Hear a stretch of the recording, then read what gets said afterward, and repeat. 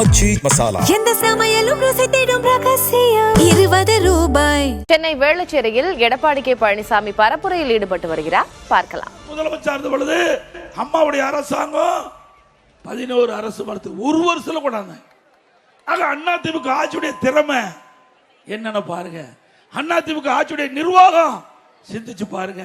ஆக திமுகவுக்கு அண்ணா திமுகவுக்கு பிரிச்சு பார்த்தீங்கன்னா தான் எது சரி என்று உங்களுக்கு தெரியும். எல்லாம் படித்த மக்கள், நாட்டு நடப்பை தெரிஞ்சுவீங்க மாநகரத்தில். ஆக சிறந்த ஆட்சி தமிழகத்திலே வழங்க வேண்டும் என்றால் எங்களுடைய அண்ணா திமுக தலைமையில் அமைக்கப்பட்ட தேசிய ஜனநாயக கூட்டணிக்கு வழங்க.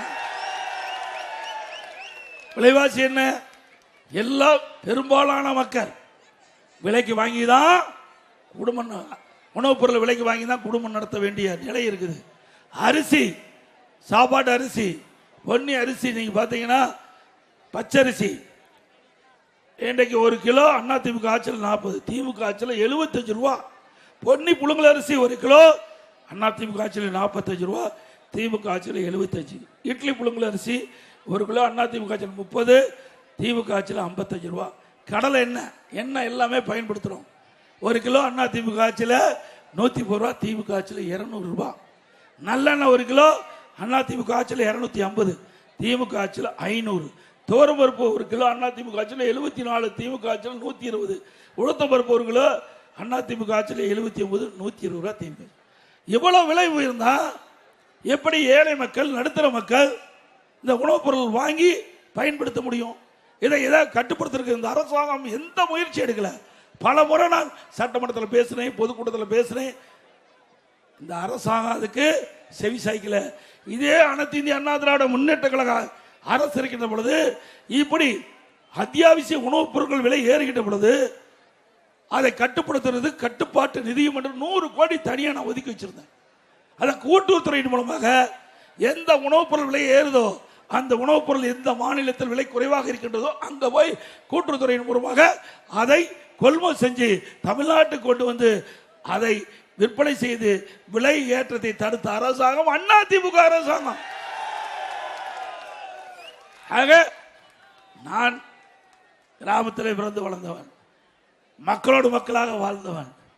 ஏழையுடைய கஷ்டம், மக்களுடைய கஷ்டம் அனுபவ ரீதியாக தெரிந்தவன். ஆகவேதான் இந்த மக்களுக்கு என்ன உதவி செய்ய வேண்டும், எப்படி செஞ்சா அவர்களுக்கு நேரடியாக போய் கிடைக்கும் என்று திட்டமிட்டு செயல்பட்ட காரணத்தினால தான் அண்ணா திமுக ஆட்சி பொற்கால ஆட்சி என்று நீங்க மக்களால் பாராட்டப்படும். சிந்திச்சு பாருங்க. அரசாங்கத்தில் விலை ஏற்றத்தை பற்றி கவலைப்படல, நாட்டு மக்களை பற்றி கவலைப்படல. எப்பொழுது பார்த்தாலும் திரு ஸ்டாலின் தன்னுடைய குடும்பத்தை பற்றி கவலைப்படுகின்ற முதலமைச்சர் இன்றைய முதலமைச்சர் ஸ்டாலின். ஆனா தமிழகத்தில் சட்ட ஒழுங்கு அடியோடு சீர்கட்டு விட்டது. எங்கே பார்த்தாலும் போதைப் பொருள் விற்பனை. இன்னைக்கு கிராமத்திலிருந்து நகர வரை சந்து பொந்து வீதி அனைத்து இடத்திலையும் இந்த கஞ்சா விற்பனை அமோகமா விற்கிது. இதை கட்டுப்படுத்துறதுக்கு இந்த அரசாங்கத்தால் முடியல. ஏன்னா பெரும்பாலும் இந்த கஞ்சா விற்பனைக்கு துணை நிற்பது திமுக கட்சியை சேர்ந்த நிர்வாகிகள் என்று பரவலா பேசப்படுது. அதனாலதான் கஞ்சாவை கட்டுப்படுத்த முடியல. ஒரு டிஜிபி இருந்தார், அவர் நான் குறிப்பிட்டதை நிறைவேற்றணும்னு நினைச்சு அவர் அறிவிப்பிட்டார். இந்த கஞ்சா தமிழகத்தில் விற்பனை தடுப்பதற்கு 2.0 போட்டார், 3.0 போட்டார், 4.0 போட்டார். கடைசியில் ஓ போட்டு ரிட்டையர் ஆயிட்டார். ஏன்னா எல்லாம் திமுக காரன் துணை இருக்கும்போது எப்படி போய் இந்த கஞ்சா விற்பனை தடுக்க முடியும்? ஆக இந்த ஆட்சி இருக்கின்ற வரை கஞ்சாவை தடுக்க முடியாது விற்பனையை. அண்ணா திமுக ஆட்சி மறந்தவுடனே 3 மாதத்தில் தமிழகத்தில் கஞ்சா என்ற போதைப் பொருள் முழுவதுமாக அறவாக ஒழிக்கப்படும். சட்டத்தின் ஆட்சி நடத்தும். அண்ணா திமுக ஆட்சியில் அப்படித்தான் நடந்தது.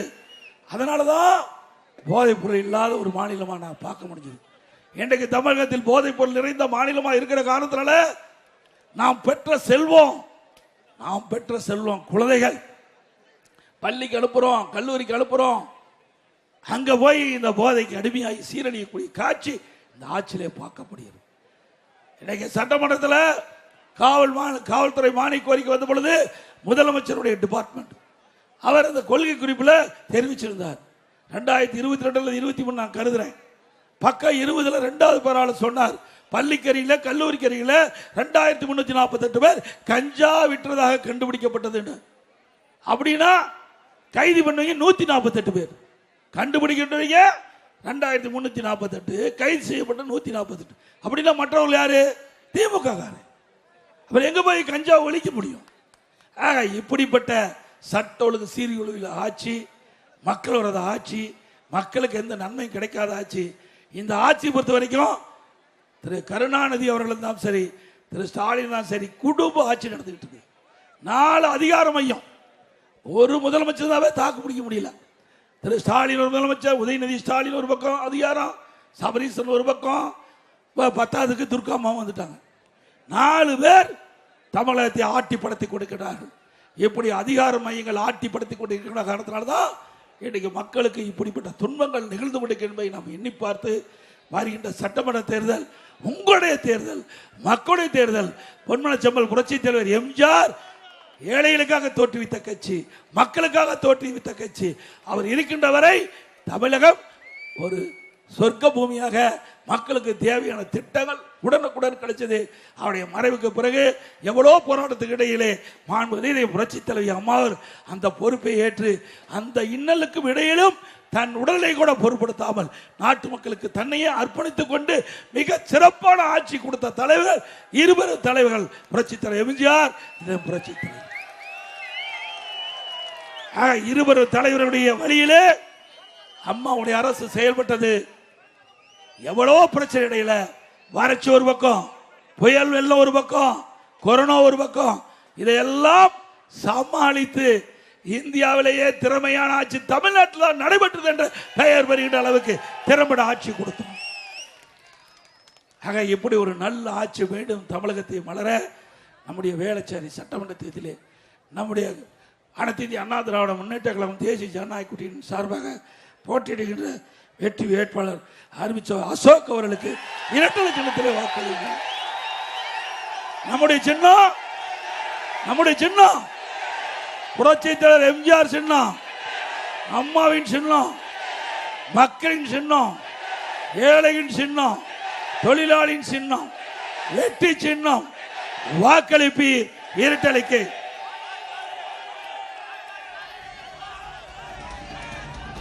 அதிமுக ஆட்சிக்கு வந்த உடனே பல அறிவிப்புகள் அறிவிச்சிருக்கிறோம். 297 அறிவிப்புகள், முத்தான அறிவிப்புகளை அதிமுக சார்பா வெளியிட்டிருக்கிறோம். அதிமுக ஆட்சிக்கு வந்த உடனே இந்த அறிவிப்புகள் அனைத்தும் நிறைவேற்றப்படும் என்ற செய்தி இந்த நேரத்தில் சொல்லி இன்றைக்கு விலைவாசி இருந்துட்டு, இன்றைக்கு கரண்ட் பில்லு கரண்ட் தொட்டா தான் ஷாக் அடிக்கும், கரண்ட் பில்லு கேட்டாவே ஷாக் அடிக்கும். மின் கட்டணம் 67% உயர்வு. இன்றைக்கு நகராட்சி மாநகராட்சியில் வீட்டு வரி 100% உயர்த்தாச்சு. ஆண்டுக்கு 6% உயர்த்தி 2 வருஷத்துல 12% உயர்த்தாங்க. அதிமுக ஆட்சி விட திமுக ஆட்சி வந்த பிறகு 112% வரி உயர்வு வீட்டுக்கு, கடைக்கு 150% வரி உயர்வு, ஆண்டுக்கு 6% உயர்த்திட்டாங்க. குடி வரி உயர்வு, குப்பைக்கு வரி, இப்படி மக்கள் மீது வாட்டி விதைக்கின்ற அரசு திமுக அரசு. ஒரு பக்கம் உணவுப்பொருள் விலை உயர்வு, மறுபக்கம் வரி உயர்வு. இதனால் மக்கள் படு துன்பத்துக்கு ஆளானாங்க.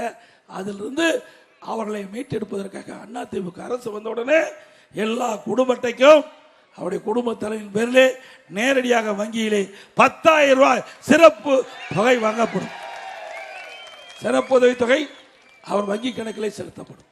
அதே போல ஒவ்வொரு மாதமும் அதிமுக ஆட்சி பண்ண உடனே குடும்ப தலைவரின் பேரில் வங்கியில 2,000 ரூபாய் செலுத்தப்படும்.